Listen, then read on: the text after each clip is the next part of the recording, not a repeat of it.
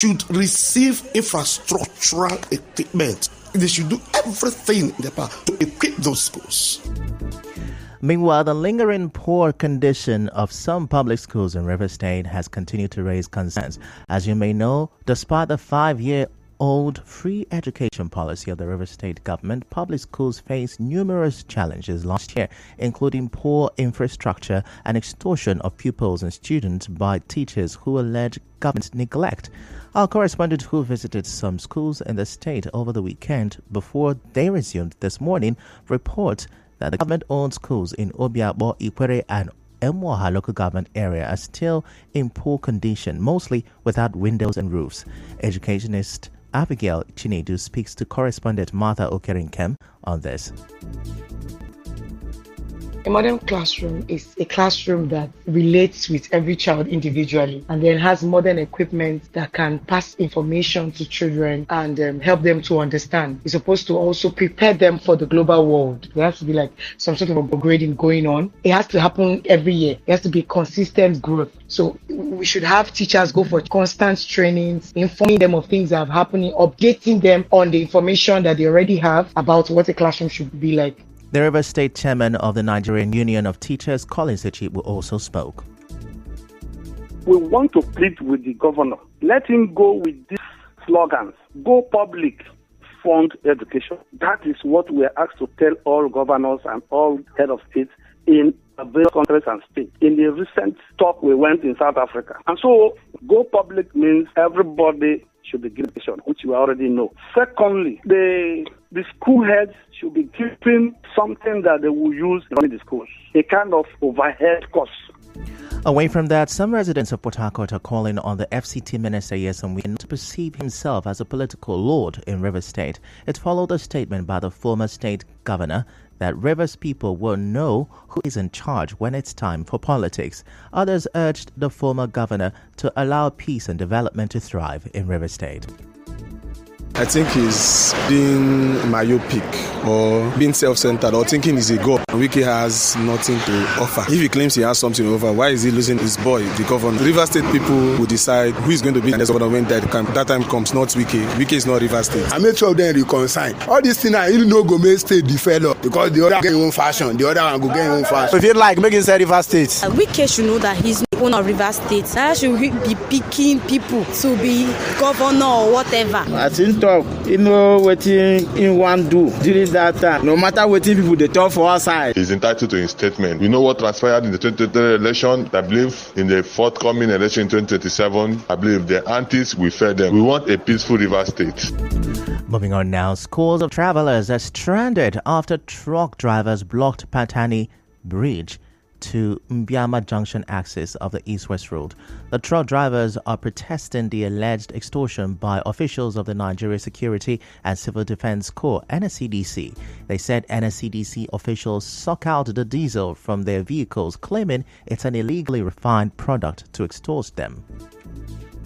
Agoro boys, they see the beat drivers anyhow, collect the money. If he say by Mbiama, one checking point there, where they're collecting money like 15,000 naira, 20,000 naira, without receipt. That's all those who are paying. Guys, in terms of if you load diesel or they load fuel, now you get receipt. If they show you the receipt, I have to say that fuel are fake, you don't get information, and they are acting out of information, so that they are fake, they will go check. As you may know, the East-West Road cuts across Edo, Delta, Bayelsa, Rivers, Akwa Ibom, and Cross River State. Still to come, Supreme Court rules on election of Hyacinth Alia as governor of Benue State. Stay with us.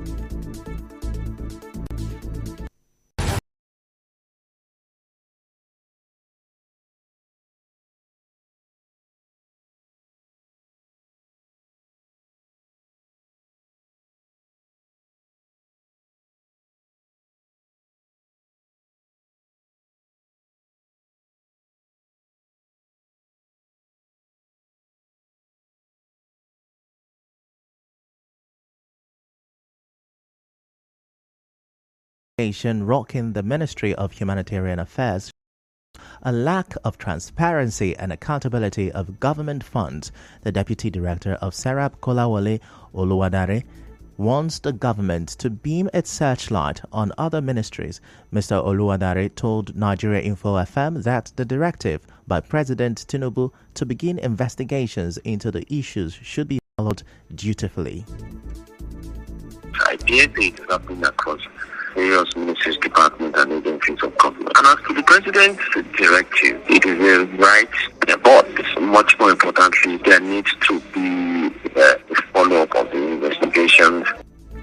Meanwhile, the Human and Environmental Development Agenda header wants the Minister of Humanitarian Affairs, Betta Edu, to step aside until the conclusion of investigations. Speaking with correspondent Nenna Okun, Executive Secretary header Sulaiman Aribabu says the investigations should also include her predecessors, Sadiya Umar Farouk, who served under the Buhari administration.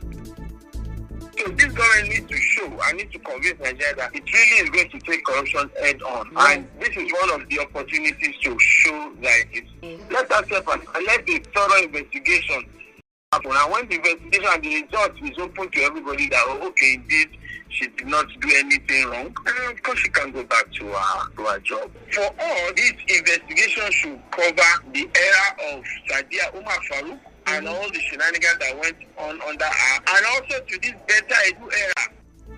Mr. Aribabu also charged the media to continue conversations on the issue to keep the government on its toes to see the issue to the end. But this is the situation where we, civil society, and the rest of the public, the media, need to help them to stay on the matter till we get to the bottom of it. That's the only way we are going to get any justice. Right. In the meantime, the former Minister of Humanitarian Affairs, Disaster Management and Social Development, Sadiya Umar Farouk, visited the headquarters of the Economic and Financial Crimes Commission, EFCC, this morning. The anti-graft agency invited her to offer clarifications with respect to some issues under investigation. The former minister had earlier indicated her readiness to honor the commission's invitation. Now, the Nigerian military says it arrested 17 perpetrators of oil theft and rescued 39 kidnapped hostages in the last 1 week.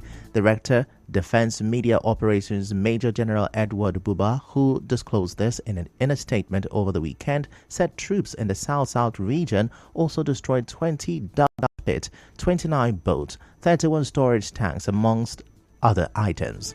Speaking further, the director said troops also recovered 315,700 liters of stolen crude oil, 1,200 liters of illegally refined diesel, and 3,158 liters of kerosene. He said troops also denied oil thieves an estimated sum of 159 million naira within the period in review. The Supreme Court has affirmed the election of APC candidate Hyacinth Alia as the governor of Benue State. The Apex Court dismissed the appeal filed by the candidate of the People's Democratic Party, Titus Uba, earlier. The Governorship Election Petition Tribunal and the Court of Appeals in Abuja affirmed the victory of Alia. And now to business. Manufacturers and members of the organized private sector have expressed concern over the declining value of the naira in both official and parallel markets. They say the decline has led to many companies reducing their activities, which could potentially lead to more job layoffs. And now to entertainment. American actress Keke Palmer has become the first woman in 15 years to win the Emmy for Best Game Show. For Best Game Show Host, Ms. Palmer won the Emmy for Outstanding Host for a game show for NBC's Password. And now in sports, Paris Saint-Germain's forward Kylian Mbappe has agreed to a deal to join Real Madrid at the end of his contract.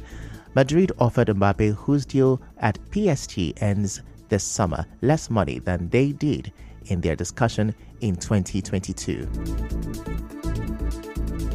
And now, we bring you news from around the world. India's Supreme Court has ruled that 11 men who were released early after being convicted of gang raping a pregnant Muslim woman must go back to prison. Now that's a wrap on the news this afternoon. Before we go, let's have a look at the major stories. Classrooms are empty in River State as schools resume today. Motorists are stranded as protesting truck drivers block the east-west road. Rivers residents have reacted to the comment of FCT Minister Nyesom Wike over the weekend. Former Minister of Humanitarian Affairs Sadia is in EFCC office. And on the foreign scene, India's Supreme Court has ordered freed rapists to return to prison. The news was edited by Constance Mega. To reach the news team, send an SMS or WhatsApp to 0808-721-7215. I'm Ife Chukwumoyeli. Many thanks for listening.